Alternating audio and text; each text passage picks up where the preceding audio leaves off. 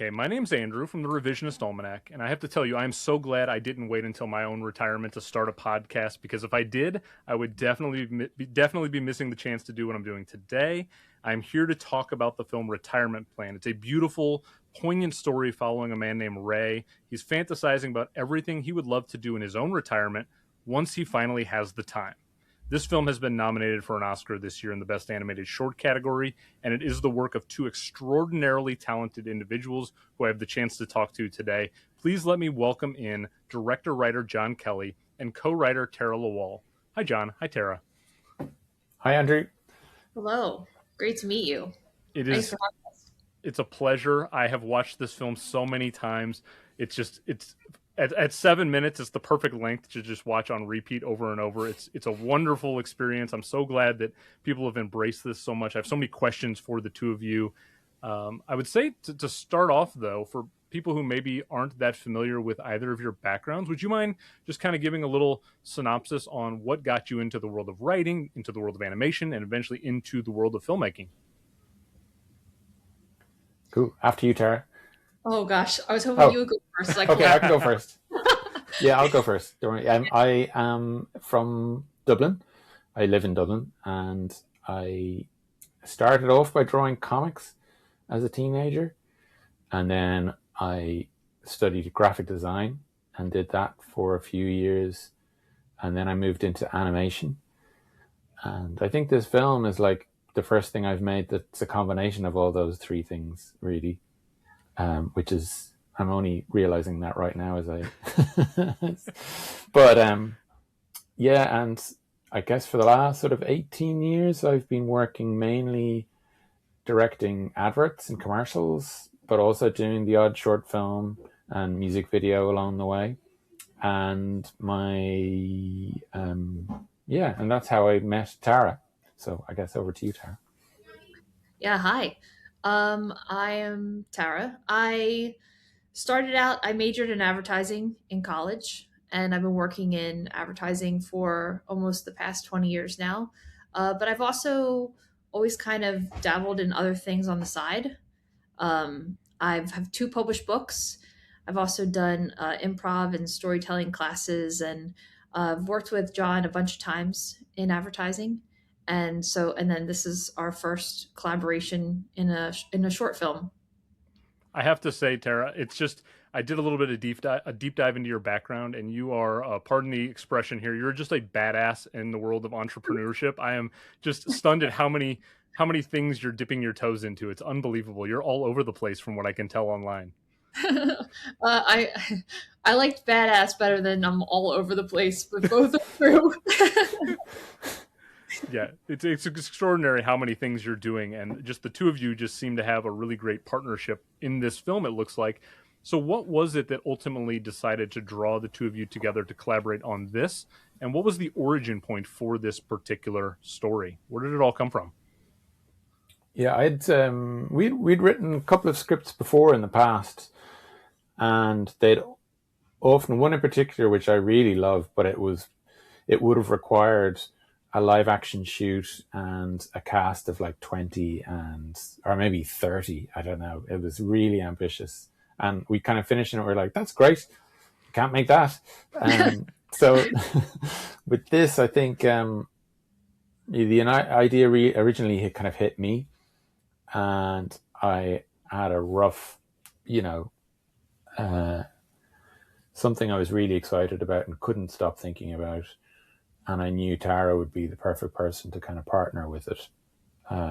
So I sent her kind of a rough idea in a little video note with some references of the kind of thing I imagined it would look like and sound like, and the tone of it, I guess, is quite crucial. But I just know that there's been times in the past, I was saying to someone recently, where I sent Tara an idea and she literally sent me a script back the same day. So like relentlessly efficient person, and just also like wildly surprising. So I sent her this idea, and then I think it was a few days later I woke up, because she's in New York and I'm in Dublin, I woke up to this incredible script. That's amazing. I was on set when Johnny. I was shooting an ad when Johnny sent me this with Rainn Wilson actually.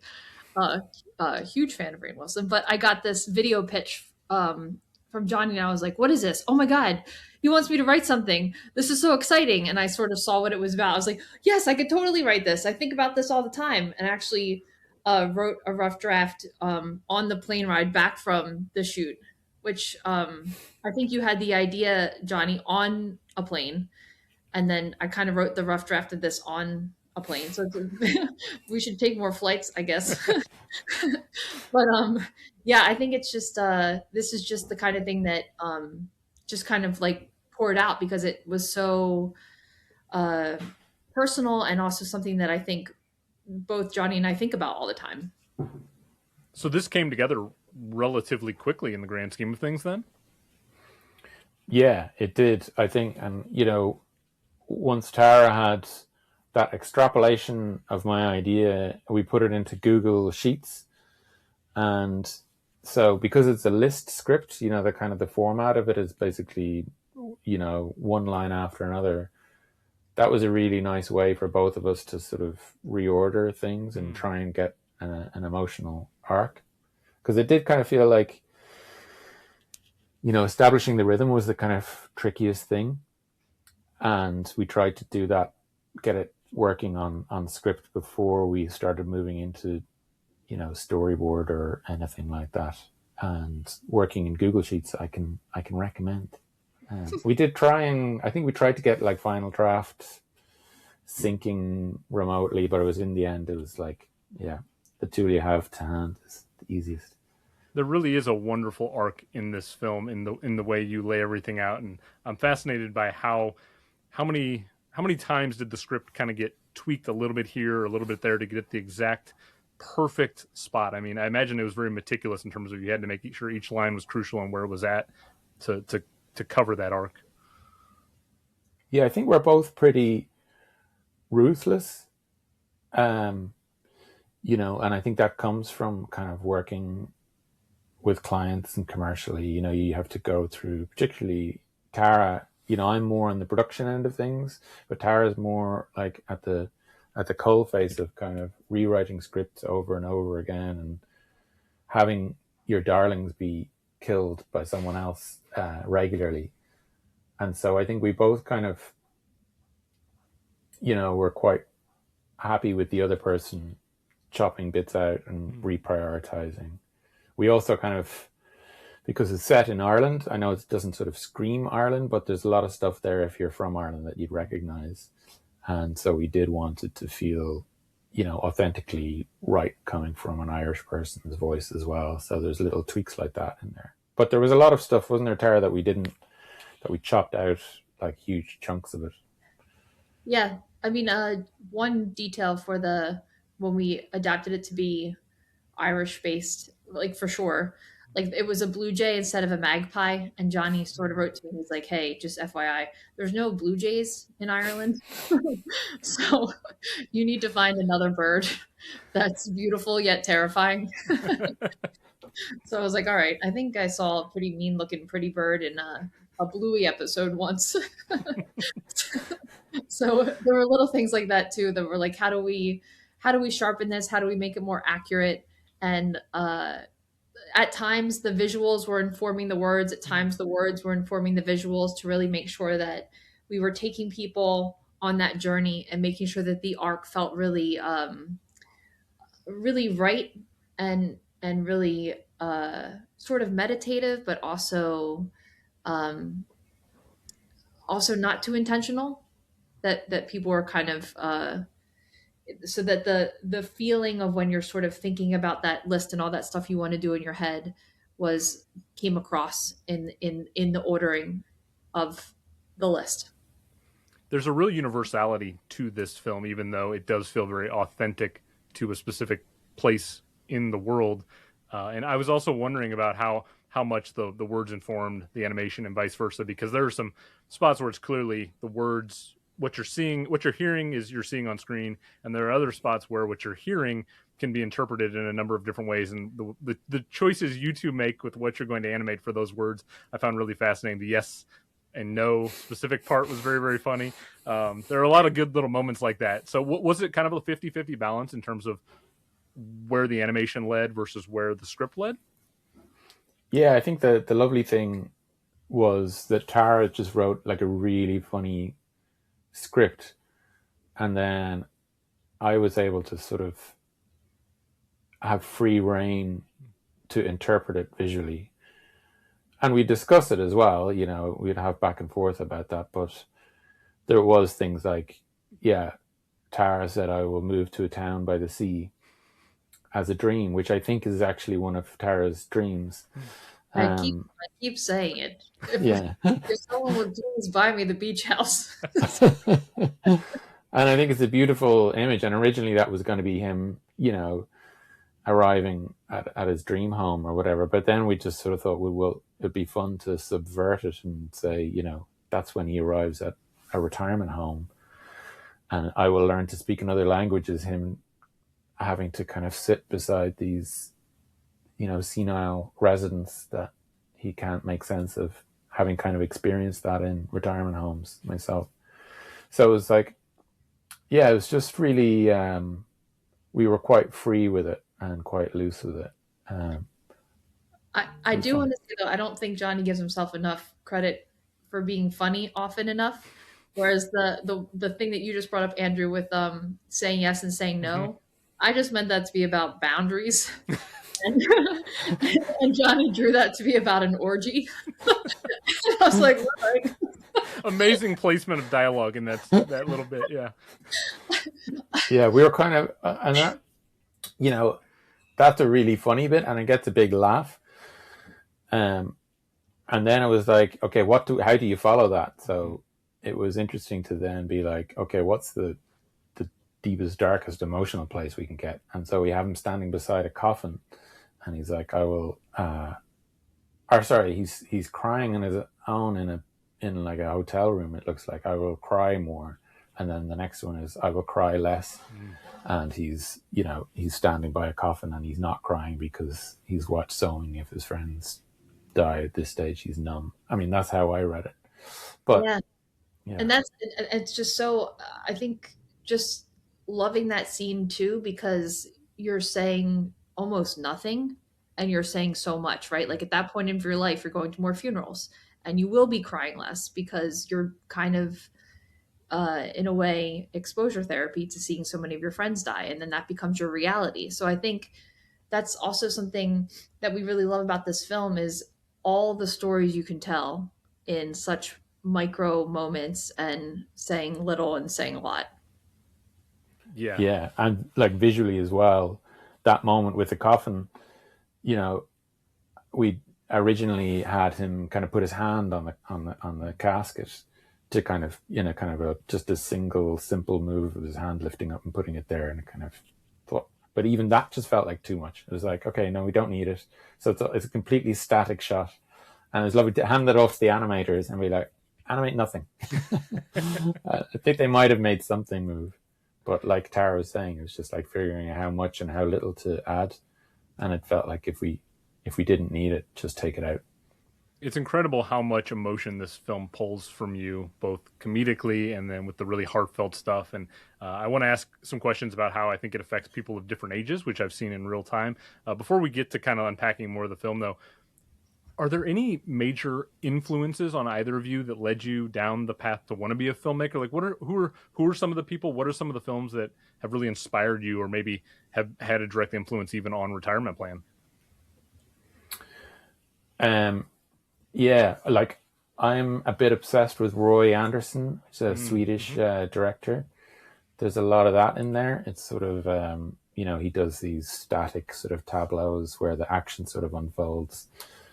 And it's really funny, but quite dark as well. It's that kind of Swedish thing.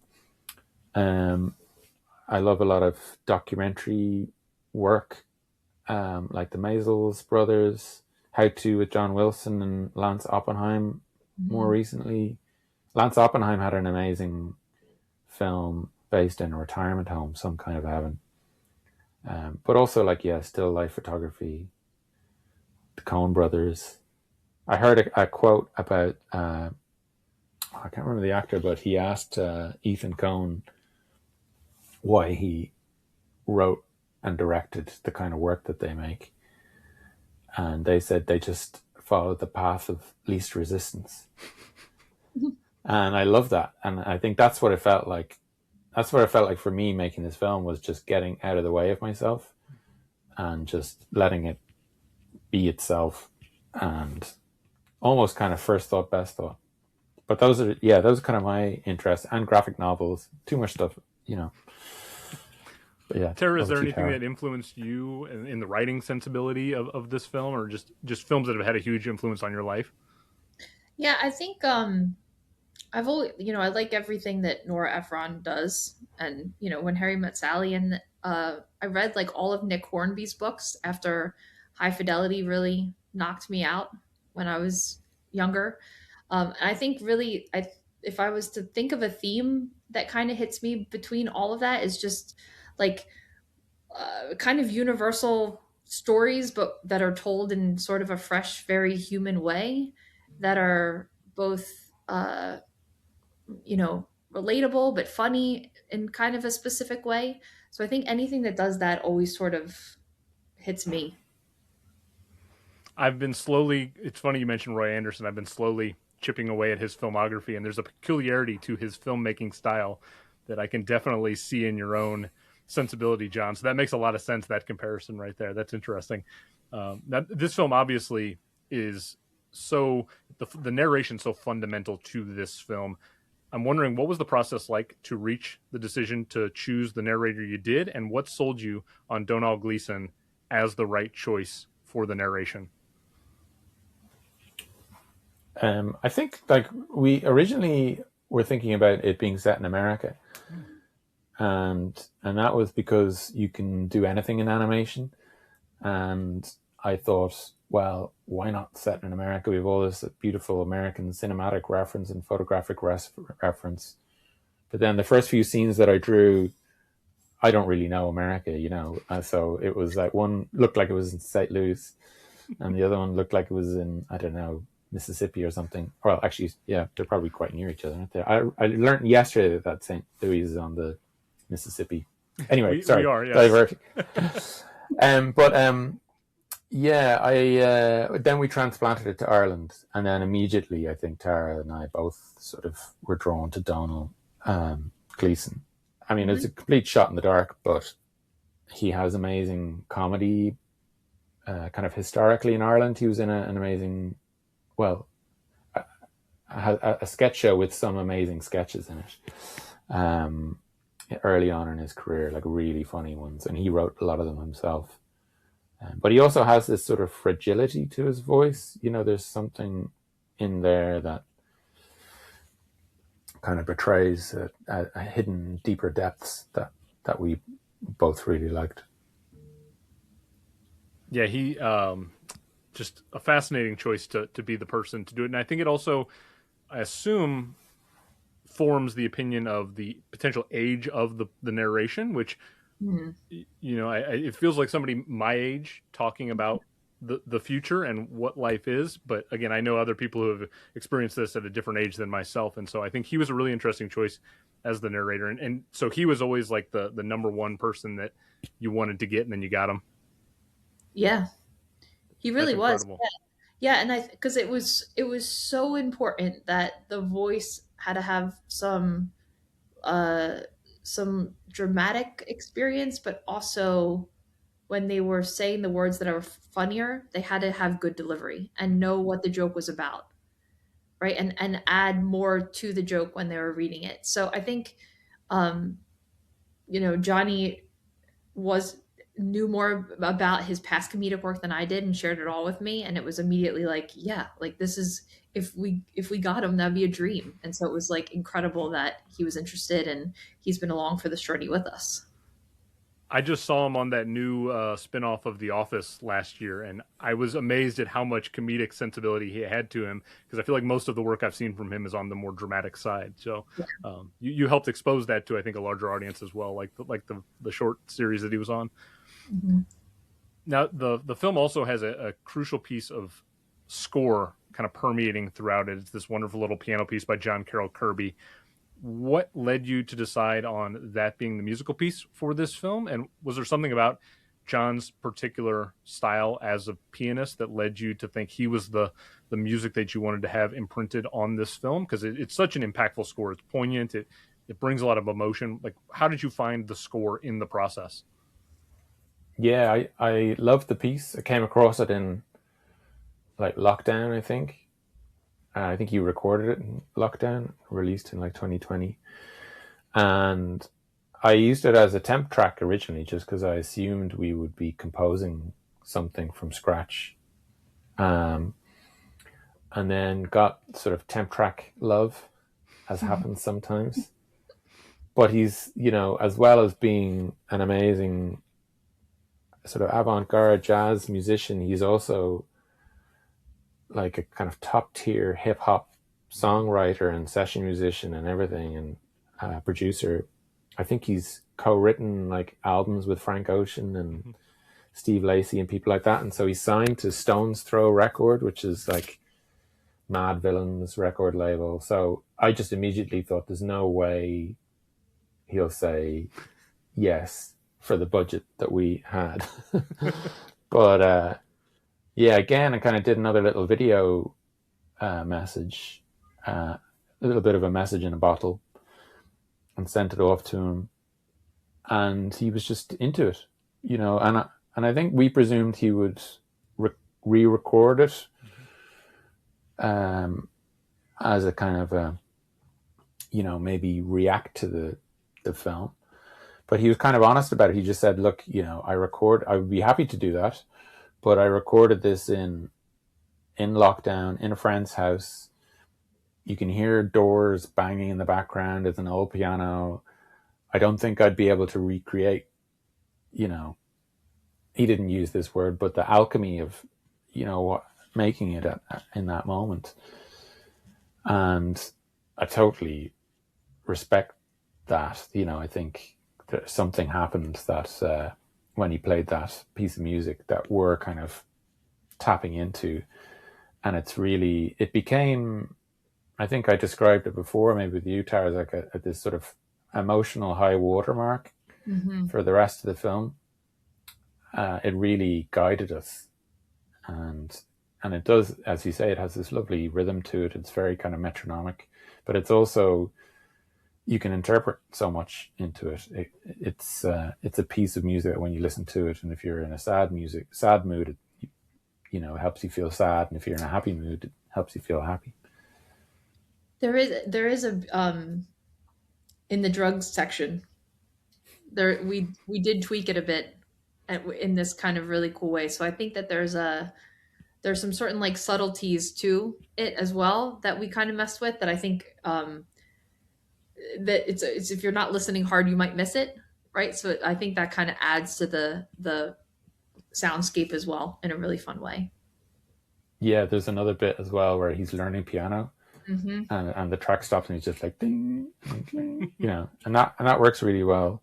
But it's funny, like I always kind of had a bit of like another kind of shackle that released making this film was that I always felt like, oh, if you use the track and you don't completely change it, then effectively you're just making a music video. And I was, I had to kind of untether myself from that a little bit, that thinking, and just be like, no, it's okay to use the track as is. You don't have to change it for the sake of it. And in the end, the film is pretty much the duration of the music track. It's impossible to think of this film without the music track because it's such an integral piece of it. And like to your point, it adds a melancholy sense to it, but it also adds kind of these hopeful notes throughout it too. That it gives you this wonderful sort of sense of longing, and yeah, it's just a beautiful piece. But the writing in this film is so sharp. I'm stunned at how brilliantly written this film is. I pull new lines every time I go back to it. I've seen it 5 or 6 times now at this point. Do either of you have a favorite single piece of line dialogue from this film that just stands out to you, where no matter how many times you see the film, every time you go back to, you're like, that's the piece of writing I'm most proud of, or the thing I find most whatever about the film? Is there one line for you? Yeah. But you can go first, John. No, you go. I have a couple of favorite parts. I guess that's indulgent, but Do it. I mean, I really love the line at the end. That's like, if you have the time you have, and then it ends, or if there's more time. I think that's really nice. Um, and then there's a line that never really gets a big response, but I think is really fun, which is uh, who to give back to and why you want to give back to them more than the others. I And think there's a it's costume change in that scene too. Yeah. yeah, I feel like that line is like maybe it has too many words in it that people just miss it. But I thought that line was really clever. Yeah, I love. Uh, we had camping is awful, and then Donald Gleason said, "I think I might say horrible for that. Would that be okay?" And I'm You like, can't "Yeah, pick the sure." line. You can't pick the line that he rewrote. Sorry. Damn it. But I just love the way he says horrible. Whatever line Uh, you want for. That's a line I pulled out as well. The no camping is horrible. I love that line so much. Also the bit with the pet is like that evokes such a laugh for me every time, with the dog to the cat to the fish. And I won't spoil it because I think it's probably the joke I laugh at the most. But when Ray becomes a ghost, there's a line that's just impeccable every time I go back to it. Amazing. Poor Deirdre Hogan, if she's real, I feel bad for her. Yeah, it's fun. It's a very fun watch with an audience, and so I'm quite excited. I think this Friday it's going to be released in over 400 cinemas and theaters in US and Canada. But I've enjoyed it, because there's moments where it sort of drags slightly, or not drags, but just like you're unsure if the audience is with you, and then suddenly there's like a little moment that kind of, that ghost bit definitely. And We also had we had a funny moment recently where we were making some merch for the film, and there was a hat with a leak on it, and I was like, "Oh, I love that there's a leak on the hat." And John was like, "No, that's a spring onion." Like, I'm sorry, I don't know what a spring onion looks like. Still learned nothing. Yes. So the line is very accurate. I don't know what a leek looks like, and I don't know what a spring onion looks like. It took me like 2 or 3 times through the film to catch that little change in the food on the counter there. That's such a good little moment right there. Okay, that was a detail that Johnny drew in. I was like, oh, that's so funny. Were either of these retirement plans pulled from any of your own personal lists, or now that the film's out there, do you look back and go, oh, that would be an interesting thing that I probably have on my own retirement plan? Like, Tara, how much of your own life as you were on that plane were you imprinting into the script for this thing? I will say, or I think that 100% of the things on that list are either from my list or Johnny's list or a combination of the two of our list. I think it's pretty much, yeah, it's all true. Yeah, the I still haven't found my sport. That's definitely searching. And I 100% want to ride an airport car at some point. The line about the pension plan definitely got me as somebody in that sweet spot age where I'm like, I need to start thinking about these things in my life with children and a family, and yet I don't know if I can grasp exactly what all is going on to prepare myself. That was a great little bit in there. Yeah. I have another question I have to ask you. So I have a podcast friend of mine, and he's in his 60s now, and so he obviously came at this film from a much different place than I did, and he was trying to unpack it, watching it a couple times. He said he was unsure what the direction was for this movie. He wasn't sure, is it about falling in love with the lives in the present, or is it about putting things off and the intention of living a full life in retirement? Is it a little bit of both? He was just kind of unsure of like what the place was that he should be feeling this movie, or is it a little bit of everything? And I take it as a little bit of everything, but I'm wondering, were you coming at it from a specific vantage point of, you think the film means X, or has it sort of changed and evolved as you've put it out into the world and other people are putting their own impression on it? Like, what was the overall intention of the feeling of Ray in this film for you? I think from the we've thought about this so much, and I think the original place that it came from Johnny, and I think why it resonated for me so much is that it asks people to question what they're doing, right? And I think where it's short circuits certain people is they're like, what are you asking for me here? What do you want me to do with this? Right? Because I think it invites people to question what they're doing now and what they want to be doing and what they should be doing and what they would be doing if they finally had a little bit of space to figure it out. So I really think it's at its simplest sense, it's just be a little bit more aware of what you're doing. And how do you feel about that? How do you like that answer, John? You want to revise it? Nailed it. Yeah, totally. It felt like a call to arms for me of like embracing the moment and not just continually putting things off and getting to that email that I flagged or getting to that video game that I don't want to put on the future list down the road or whatever. It felt like an opportunity to kind of like awaken my senses to like be more present in the moment, and that felt really inspiring to me. Yet as I showed this film to my mother, she herself is near retirement, and she, I think, felt a lot of emotion of like, oh my gosh, all of these things are hitting me. Have you found that this is definitely affecting people in a different way depending on the age demographic, whatever the person's own place is in life? Because I imagine this is probably causing different emotions for different people depending on where they're at. Yeah. No, it's fascinating that, they kind of say a film isn't finished until the audience sees it. And the wildly different reactions to this are fascinating. Like, it's a total Rorschach test. And, short people do sometimes short circuit, and some people say it's sort of an emotional attack. We weren't trying to emotionally attack anyone. We were just trying to make each other laugh. But yeah, I think my favorite comedy is the kind of comedy that uses comedy for a purpose a little bit to kind of get somewhere with it. And I think we try to do that to dig a bit deeper, but it's a bit of a one step forward, two steps back. But I think, yeah, like the last time I made a short film was about 10 years ago. Letterbox wasn't really a thing, and it's fascinating to see the reactions there, which are pretty polarized. I mean, they're mostly positive, but some people are just like, what the hell is this? The art is terrible. This is a poem, it shouldn't be an animation. And then other people are like, this completely changed my life. I thank you. I need therapy. It's sort of I know you take everything you read online with a pinch of salt, but I think it's like, we've definitely stirred the pot, I think. And that's all you can ask for, I guess.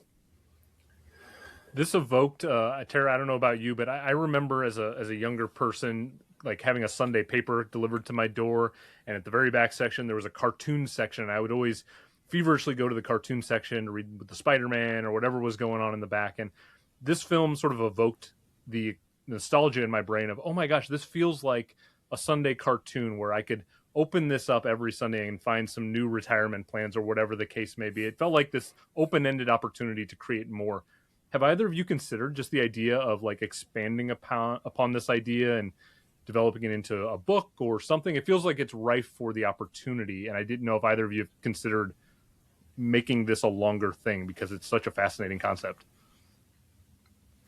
I think we'd love to. I think there's been other films or nominated films that have become picture books, and I think this is the kind of thing that would do really well as that, right? Because it kind of almost feels like a graphic novel in a lot of ways already, and I think it would become a great book. Almost as an exercise the other day, I just started writing more of them because it's been a while since we wrote this one, just to see what would come up. And I do think this could be something that there's plenty more. There's plenty more things on the list. So I think it would be fun. Yeah, when we finished the film, it sort of, as often happens with any project, by the time you finished it, you've kind of gained maximum momentum with it. and the animators were doing like 2 or 3, sometimes 4 shots a day almost, and then suddenly it stops, and you just feel like, oh, I was only getting to grips with it. And so I think that we kind of extended it by Ray's festival journey. So on the Retirement Plan Instagram, he ended up going to all the film festivals that we couldn't. And so you see him at Seattle Film Festival or Nashville, and he's not even having a great time. He's pretty much at the beginning, the festivals were like, this is brilliant, I love it. And then Ray's festival journey got a bit more grim, and he was like not enjoying himself. And they stopped they stopped sharing them. No more collaboration posts. But I think, I also think the film is the length it needs to be, and I don't imagine like a feature length retirement plan coming to a cinema near you. But Tara and I have loads of other things in the mix that we really want to make together as well. I love the idea of a picture book, by the way. If this was a coffee table piece, it would be an automatic conversation starter for a group. So if that ever does happen, Tara, let me know. I will absolutely buy a copy of that picture book. It sounds amazing. We're thinking of doing like prints, because I think like there's a little postcard, which is quite sweet. And maybe to try and get the word out, some little prints or something like that. A postcard's a great idea too. Yeah, there's so many opportunities for this film, because it's such a universal thing. We all have to think about it and grapple with our own mortality and retirement. Now, I've seen the video of you all reacting to the Oscars nomination. It looked like you all were in different virtual spaces at that particular time, not together. But what was just like the overwhelming feeling? You've had a little bit of time to reflect on it now. Talk me through just the experience of an Oscar nomination. So few of us will ever have that opportunity to experience that. What was it like for you to kind of have that vindication, validation of this hard work that you put in? It was wildly overwhelming. I think like I kept calling you or texting you for like 3 days after, Johnny, just to because I think because we were sort of you were sort of my partner in processing as well, because it's like this like I guess you don't feel that sense of overwhelming good many times in your life, which is another weird feeling. It was just like, and it kind of just like kept hitting in waves. So I think when we, the reaction video, or when you saw, I honestly, you kind of just blacked out a little bit, right? We sort of just like ended the call and then processed it afterwards. It just, woke up 3 days later. Yeah. It's just so good. It's so much good. John, do you have a more articulate answer? Well, I loved, was it your coworker? What did they say when you told them the news? Oh, that if they said, what are you going to do if you win? And I said, I think I just need to sit in my closet for 3 days. Is that what you No, that's good too. No, someone said, told you this is going to be in your obituary. Oh gosh, that was so ridiculous. Yeah, one of my coworkers, his immediate response was, his name's Caleb. He was like, this is going to be in your obituary. I was like, that is such an insane way to congratulate somebody. It's very morbid, but fitting of the tone of this film, I guess, right? Yeah, yeah. Yes, and thank you, and why? Okay. Yeah. And then, all these sort of wheels in motion start happening. Like there's the Oscar luncheon, which was last week. And then there's an Oscar exhibition at the Academy, a one-day exhibition. And you have to figure out what you're going to wear. And nightmare. Yeah, and everyone's asking you, how are you feeling? And you don't know how you're feeling, really. Ask me in 5 years' time, maybe, how I felt. You're in the thick of a whirlwind right now, I imagine. Yeah, no, it's great. And I'm off to New York tomorrow, and then Los Angeles the week after. So it's also challenging, for logistically and family and stuff like that. But it's once in a lifetime, so we're super excited and grateful. All right. Well, I'm gonna take you both out of here on one final question. I always like asking this, especially when I have two people together who are collaborators and partners in film. What's your favorite trait or favorite thing about the person that you're working with next to you virtually on the screen right now that just makes the process a joy. John, is there something about Tara that's just the single favorite thing where you're like, I'm so glad she's this because I get to work with her because of that? God, that is a tricky question. There's so many things. Where to start, Tara? I just think incredibly, incredibly funny. Like incredibly funny. So I think, and it's just a pleasure to be around someone that's, obviously funny is a sign of intelligence as well. So it's, it's a joy to work with. And I'll even go to like really scary things like the Oscar luncheon and kind of marvel together at the madness of seeing Steven Spielberg 2 feet away, things like that. Yeah, no, it's been an honor working with you, Tara. Oh my goodness. Sorry. What about you, Tara? Anything about John that's... I was uncomfortable with any of that. I loved it. No, again, so many things. I think, and I want to have a good answer, but I think creatively, I love that Johnny has so many layers to his what he puts in his work. So I think even to this day, like as I watch back the film, I'll find another detail that he put in the film that I didn't know was there. Or I'll hear him say another detail that was in there. Like even the thing you just said about like the hand on the casket and then taking that out. Like it's the layers and the thoroughness that he puts in his work is it's really really really mind blowing. So that's creatively. And then personally, he's an incredibly nice man, which I'm sure for him doesn't feel like a compliment, but he might be one of the nicest, most caring people I've ever met. So that's the other one. We need more nice men in the world, so that's wonderful to hear. Yeah, I feel like that almost feels like an insult, but it's not. Like he's just like a legitimately great person. Yeah. Thank you. I can tell that from a distance, knowing very little of you, John. But I can just you have there's an aura about you that I can just tell you're a very genuine, sincere person, and I am so grateful I got the chance to talk to the two of you. I want to thank you for taking the time to do this. I will be wishing you both all the best of luck on the 15th of March for the Oscars ceremony. For anyone out there who has not seen the film, and I don't know why you just listened to this if you haven't seen the film, but go to the New Yorker's page on YouTube. This is free to watch for everybody. For anyone out there that wants to support the two of you, where should they follow you on social media to help retirement plan and be as supportive as possible? Is there a spot that they should look out for you two? You say, Tara. I'm going to remind myself of the Instagram handle. I'll have it in the show notes too. Don't worry. Okay, Yeah. brilliant. My personal Instagram is Tara Lawall writes sometimes. That's my Instagram. The film Instagram is retirement plan Instagram. Sorry, retirement plan _film. Yeah, and I'm at John Kelly Jr. JNR on Instagram. Awesome. Well, thank you both again for taking the time. I am truly humbled that I got the chance to talk to both of you. This film has really inspired me in a lot of ways. It's connected me to family and friends in a closer, more meaningful way. And I think that's what the best in art and film does. So I appreciate that. That is going to do it for this episode. I hope you had fun listening to this conversation, and I will see you next time.